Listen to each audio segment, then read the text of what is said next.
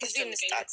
እንደዚህ ብለህ ታጠይቀኝ ምን ሆነሻል ምናምን አትበለኝ። በዛ እኮ በቃ ደግሞ ይህን ነገር አንተ ማወቅ አለብህ። ይሁን የለብህም ይሁን ስታውቀው ይከፋሃል። ይሁን ሩታ ለሱ ለህይወቱ አስጊ ጨካኝ አረመኔ አይነት ሴት አድርገው ለመሳል ፈልገው ወይም ፍሬ ጨርሰው በህግ አምላክ የሆነበት ጨርሰው እንዴ ነጭና ሩታ ለአብርሃም አስጊ ብቻ ሳይሆን ለህዝብ በጠቅላላ ለኢትዮጵያ ህዝብ በጠቅላላ አስጊ ሸረኛ ምቀኛም አይነት ሴት አድርገው ለመሳል ያደረጉት ሴራ ነው። አለቀ። ልጅህን ደግሞ ፈጣሪ ይጠብቅልህ፣ ከነዚህ ከበጎቹ አፍ ይጠብቅልህ። የምሬን ነው የምልህ። ደግሞ እቺ ህፃን የምታሳዝን ጥንጥዬ ደግሞ የ3 ዓመት ትሁን አላውቅም። 3 ዓመት እንኳን የሚሞላት አይመስለኝም። ውድ ቤተሰቦቼ እንደውም ምን ይሉታል በሴት ልጅህን አድርሶብህ እየው ኩሉ ዘቅ። እናንተ ምን አይነት አረመኔ ናችሁ? ልጅ ህፃን ልጅ በልጅህን አድርሶብህ እየው። ምን ነው ሸዋ ምን ነው? እሱ እኮ ቀብረር ያለ ጥሩ እናትና አባት ያሳደገው መሆኑን እንዲሁ ያስታውቃል፣ ቤተሰቦቹ ባይታወቁ እንኳን ማለት ነው። ስለዚህ እሱም ደግሞ ለትዳሩና ለልጁ ምናክል አክብሮት እንዳለውና ምናክል ለቤተሰቡ ክብር እንዳለው እንዲሁም ንግግሩ ያስታውቃል። ልንገርሽ ብዬ ነው አዳሜ ማለት ነው። ግን ልጅ አትንኩ፣ በግ አትሁኑ። ነገ አንቺን ወላጅ ነሽ ማለት ነው። ሰላም አለይኩም ወራህመቱላሂ ወበረካቱ። ውድና የተከበራችሁ የቻናሌ ቤተሰቦች እንዴት ናችሁልኝ? ደህና ናችሁ? ላይክ፣ ሸር፣ ሰብስክራይብ እያደረጋችሁ ውድ ቤተሰቦቼ እናንተ ቻናሌ ወርዷል፣ ላይክ አድርጉልኝ። እንግዲህ ውሽሚት ከጠፋችበት ተገኘች። እንግዲህ በዛ ላይ ደግሞ ምን አለችው ለአብርሃም የት ነበርሽ? የት ሄደሽ ነበረ? የት ጠፍተሽ ነበረ ብለህ በዚህ ሰዓት እንዳትጠይቀን።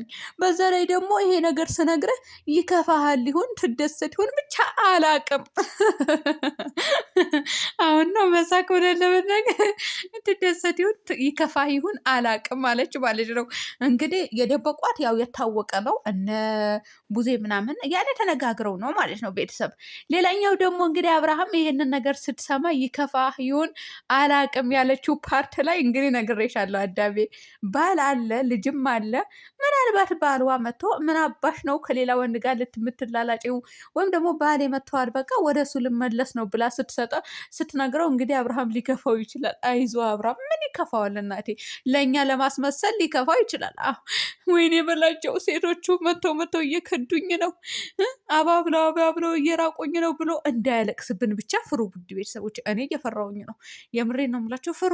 እንዴ ነችና እች ማርቲ ደግሞ ምን ትላለች? ይኸው መምጣቱ አሁን ይበቃናል እኮ ምናምን። እንደው የእናንተ ውሸት እኮ ማብቂያ የለውም።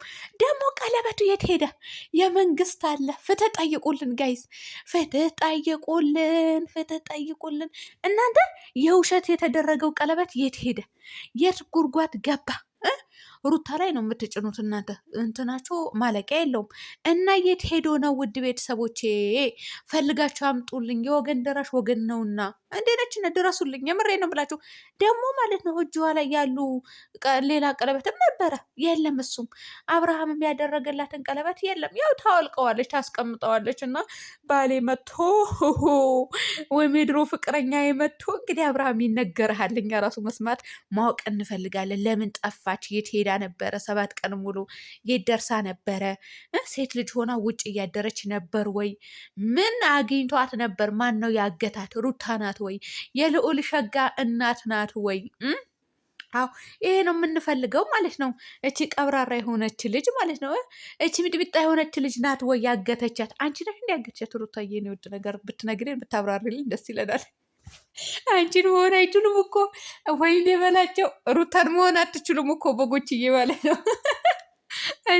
እኔ እኮ ይሄ ብዬ የምናገራችሁ እናንተን ጠልቼ አይደለም።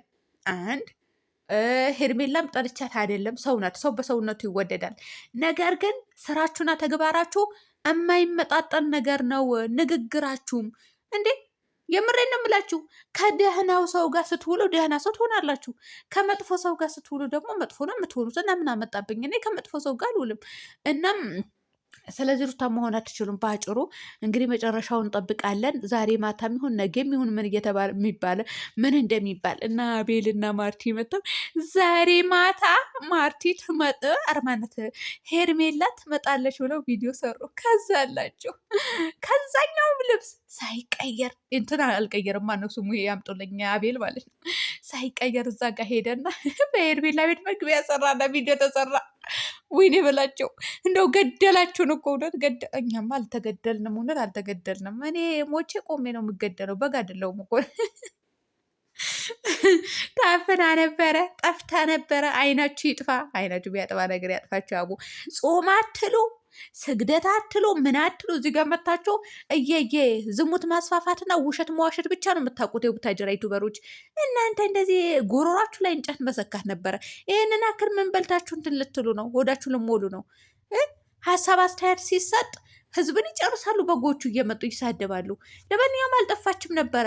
መጨረሻው እንግዲህ ምን ተብሎ እንደሚመጣ እንግዲህ እራሳችሁ አዘጋጁ። ወተት መጠጣት ከፈለጋችሁ፣ ሆስፒታል መግባት የምትፈልጉ ከዚህ በፊት እናንተ ማነው ሆስፒታል የገባው? የሆነች ልጅ እኮ ሆስፒታል ገብታለች።